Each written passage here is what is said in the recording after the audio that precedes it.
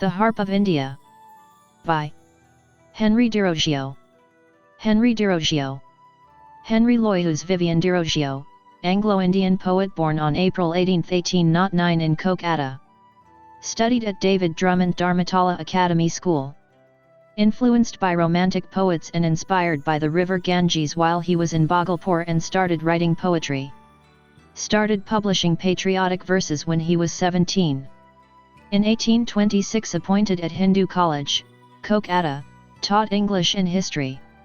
Founder of Young Bengal movement in India that took an active part in the freedom struggle against the British.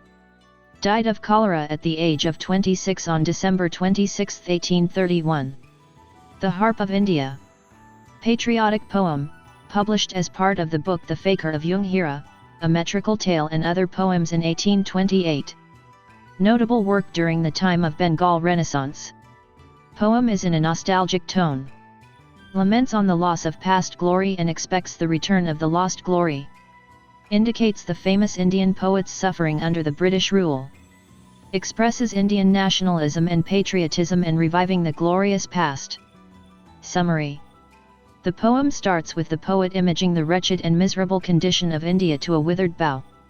The poet wonders why the harp is hanging lonely on the dry and dead branch. From the early times India had an evergreen flower blooming and blossoming on an evergreen bough.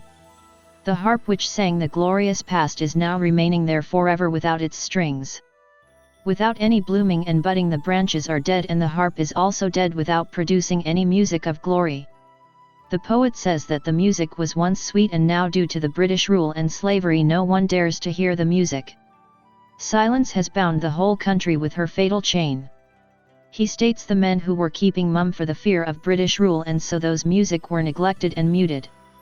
At present the glory and grandeur of the nation is like a ruined monument in a deserted plain.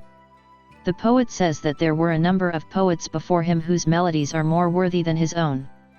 They have played the music of the harp and in return the harmonious chords of the harp have produced sweetness. Those melodies have always kept them in fame and honor. They lived even after their death as the flowers still bloom from their graves too, which kept them immortal.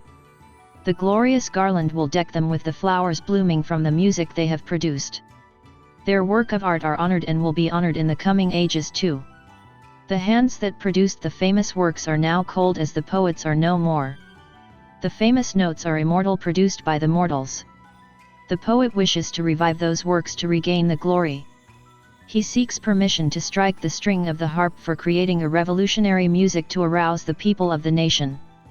The poet highlights the lost culture, beauty, and worth of the poets because of the colonization.